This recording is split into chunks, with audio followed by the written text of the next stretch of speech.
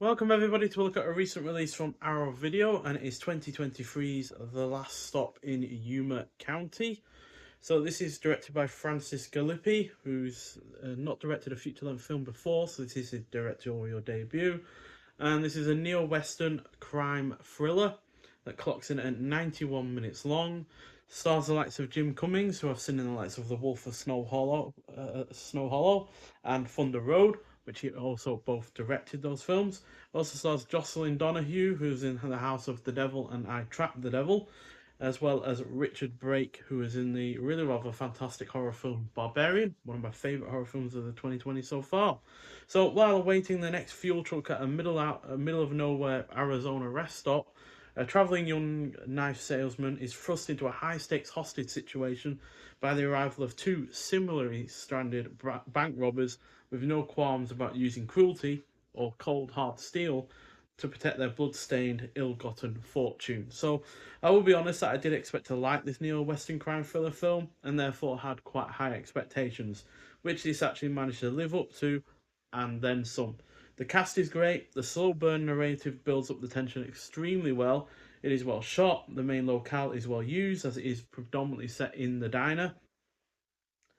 And it's also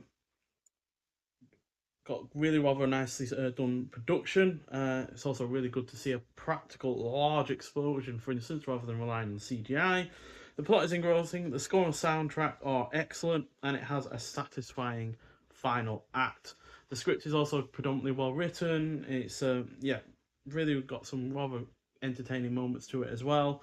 And yeah, the final 15-20 minutes or so are a really good snowball of events that just get worse and worse and worse. And yeah, it's just really engrossing to see where it's going to go in terms of those events. So yeah, fantastic film. And because this is technically a 2025 release, as far as UK release dates go, because this did not get a theatrical release over here in the UK, didn't even get a limited theatrical release. It's only been released physically from our video and digitally, and both of those came out this year, 2025. So this is technically a 2025 release, and since I'm giving it 4.5 out of 5 stars, it's also my favourite release of the year so far as well. And yeah, Arrow Video have done a really nice job with this release. I like this artwork that they've got going on. Makes it look more like a old school 70s film that would have a ensemble cast, and you have pictures of them on the bottom there. So yeah, really nicely done in that regard. And we've got the side, which is there.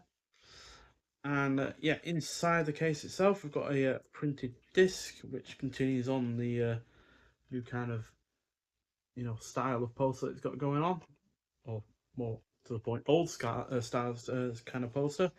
And we've got the original artwork on the other side, I believe. And we've also got a booklet. That's Jim Cummings, by the way. And on the reverse, the plot synopsis as well. So inside the booklet, you got your cast and your crew. Then we've got your crew statements, and then we've got the curious conundrum of the knife salesman by Cat Hughes, and then we've got Francis Galuppi's musical mixtape of genres by Megan Navarro, and then we've got about the presentation and production credits. So yeah, like I said, it's got a really good soundtrack to this. There's a song on in the soundtrack by Paul Mariette called L'amour est bleu, which yeah, is just a fantastic piece of instrumental music. Ooh, do apologise. It sounds like the kind of thing that you'd hear in a Quentin Tarantino film. To be honest, not sure if it has been used in a Tarantino film before, but yeah, it's a really rather fantastic bit of music that is used effectively. Um, Then you also have the score itself, which is fantastic, and yeah, it's just a really a nicely done mix of the two. To be honest, not one is dominating over the other, and it seems to be going through all of those bits. So then we've got this film presented in its original 2:39:1 aspect ratio with 5.1 audio, and the Future Master was made available by Film Mode Entertainment. So no restoration work on it, but does it really need it? Being a fairly new film, I don't think so. Would be nice to have had it in 4K, but whether or not they've there's the funds for such a thing, because this at the end of the day is an independently made film. It only cost $1 million to make.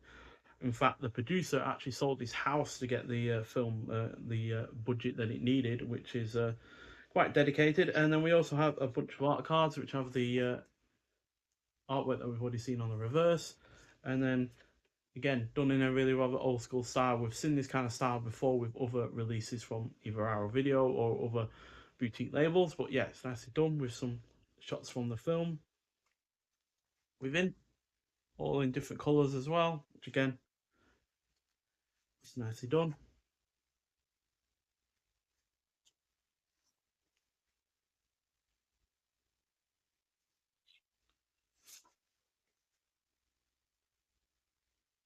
And finally, so yeah, nice series of extras there with the booklet and the art cards.